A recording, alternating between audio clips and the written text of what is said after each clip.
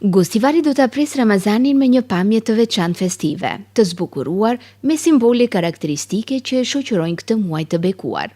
Edhe këtë vit, Komuna e Gostivarit ka vendosur ta dekorojë qytetin me kandila dhe elemente të tjera tradicionale të Ramazanit, duke krijuar një atmosferë të ngrohtë shpirtërore për të gjithë besimtarët. Kryetari i Komunës Valbon Limani theksoi se kjo iniciativë ka për qëllim krijimin e një ambienti festiv që pasqyron rëndësinë e këtij muaji për muslimanët e këtij vendi. Edhe këtë vit do të kemi dekorim modest edhe gjatë muajit të Ramazanit, ashtu siç ka ndodhur dhe vitin e kaluar dhe besoj se do të mbesi traditë edhe në vitet e ardhshme.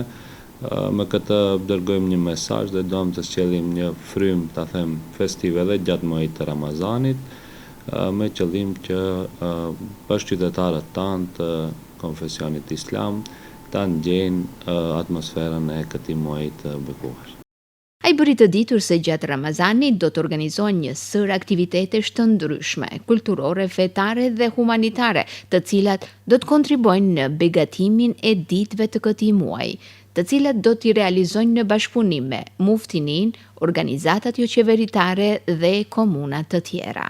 Kemi më veç disa paralajmërime, besoj që edhe në bashkëpunim me disa organizata qeveritare, por edhe me Muftinin, edhe me disa komuna nga shtetet tjera, me komunat të cilat jemi të binjakëzuar, kemi bisedime për aktivitete, besoj që gjatë këtij muaji do të ketë aktivitete me të cilën do ta plotësojmë edhe më mirë muajin e Ramazanit në komunën tonë.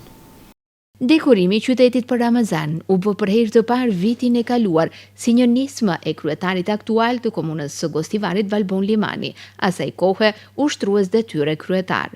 Kjo pas kërkesave të shumta të qytetarëve që këtë dëshirë e evidentonin gjatë çdo fundviti kur qyteti stolisej për festa. Nga ajo kohë, kryetari Limani vendosi që festat e të gjitha feve të respektohen dhe sa herë që të jenë ato, Gostivari të stoliset me simbole përkatëse.